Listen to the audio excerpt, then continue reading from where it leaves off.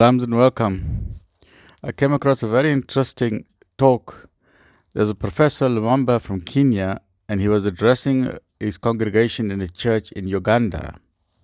And he was asking a very interesting question: why don't Christians follow the Ten Commandments? And it made me think because he was talking about the high crime rate in Kenya and Uganda, mainly committed by local blacks who are also Christians. And then it made me think of South Africa as well. What are some of the parallels we are seeing in Kenya, Uganda, and in South Africa? Is this uniquely a thing of Africa, or is this occurring elsewhere in the world? So let's see what Professor Lumumba has to say. He gave a very fabulous talk, and I'll take extracts from his talk per verbatim quotations. So Professor Lumumba from Kenya, in a congregation, Professor Lumumba spoke about all things related to Christianity. He was giving a talk in front of a Christian congregation on a Sunday. He then asserted that the Bible is often wielded as a tool to establish fraudulent enterprises. Do you have that experience? Let me know your thoughts. Let me know your thoughts. Do you think Christians, why do you think Christians follow the Ten Commandments? Maybe 80% do, maybe 90% do, maybe 10%. I don't know. What do you think? What percentage of Christians do you think follow the Ten Commandments? How many Christians go to church? Do 100% Christians go to church, or 20%, or 50%? How often do you go to church? Do you go to church every Sunday? Have you gone to church in the past year? Some people haven't gone to church in the past 10 years. So let me know your thoughts. How important is Christianity in your life? If you're a Christian, how important is Christianity in your life? If you're a Muslim, how important is Islam in your life? If you're a Hindu, how important is Hinduism in your life? So if you're a Buddhist, let me know how important is Buddhism in your life. Okay? If you're a Tamil, how important is the Tamil religion in your life? So let me know, because sometimes we fill in, I'm a Muslim, or I'm a Christian, or I'm a Hindu, but it means nothing. We don't go to temple, we don't go to church, we don't worry about what the religion means to us. So this is the question that Professor Lumumba is asking. He said that the Bible is often wielded as a tool to establish fraudulent enterprises. He made references to practices that exploit religion or certain biblical verses for dishonest gain, such as religious fraud. Have you had that example? And this is what Professor Lumumba has to say. Quotation: When I travel across the African continent in many countries, I am amazed by the number of buildings whose owners claim that they are churches. He says this in inverted commas. In a distance of 1 kilometer, you will see different denominations. The Bible is now the greatest instrument in creating false industries in the continent of Africa. And that is something that is not to be celebrated. We should not be proud of that fact. It is to be frowned upon when the Bible is used to set up false industries. Let me know your thoughts. What do you think about what Professor Lumumba has to say?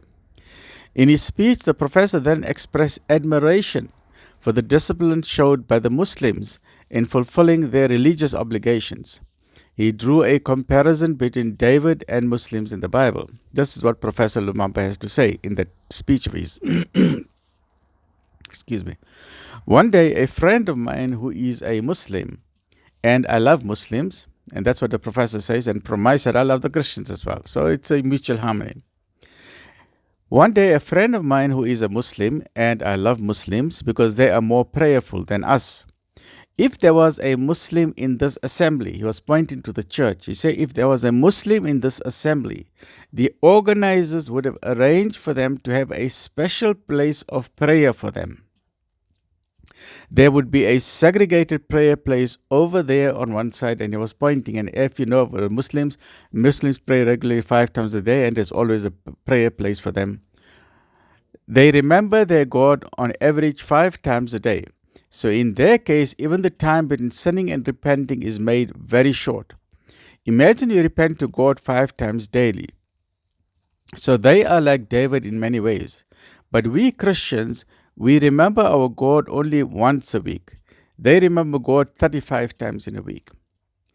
End of quote. His comment that Muslims are like David in many ways alludes to the biblical story of King David known for his sincerity and diligence in worship despite personal flaws. Therefore, his statement underscores his admiration for the discipline exhibited by Muslims.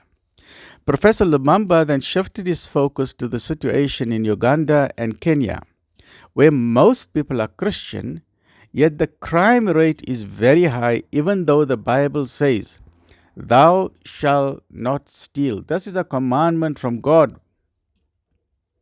He pointed out behavior that contradicted religious teachings, such as high rates of theft.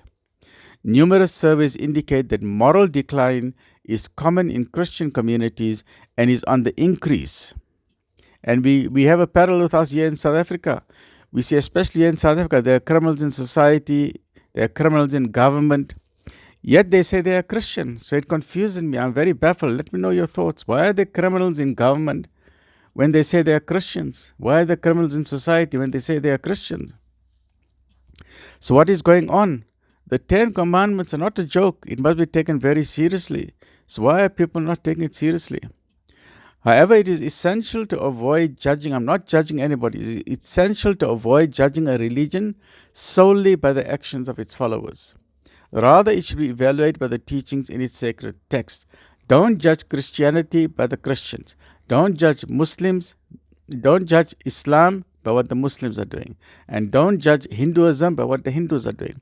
Don't judge Buddhism by what the Buddhists are doing, right? So don't judge a religion. The sacred teachings are core teachings. They are pure, but the followers are not pure. Professor Lumumba says further in his speech, and I quote, "I was telling you about this Muslim friend of mine.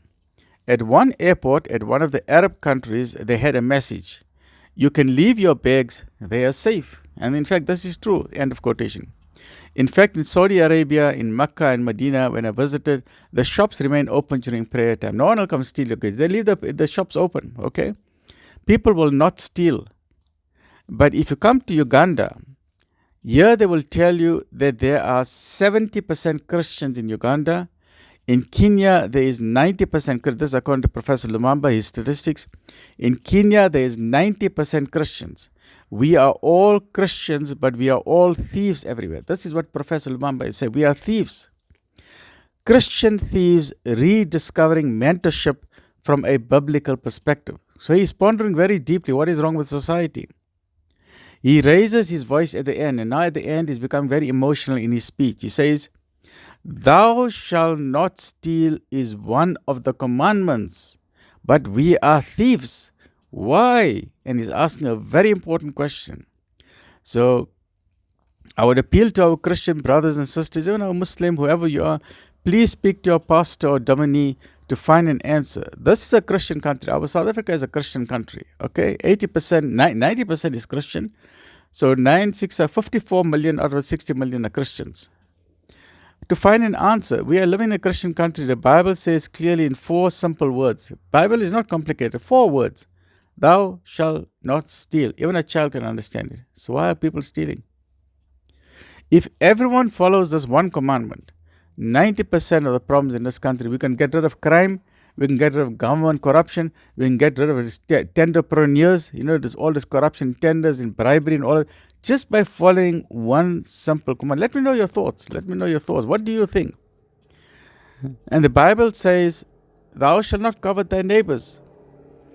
So, lots of deep thinking. Let's think about it. Let me know your thoughts. What about this thinking about the Bible? Just one commandment. Professor Lumumba is asking a very important and significant question. It's been bothering him. It's been bothering me. He's asking a congregation on a Sunday in church, why don't Christians follow the 10 Commandments? Please join, subscribe. Let me know your thoughts. I'm always happy to learn about different religions and their different values. What are your values in life? Why do you think people say one thing, but then they do another thing? Stay well. Look after yourself.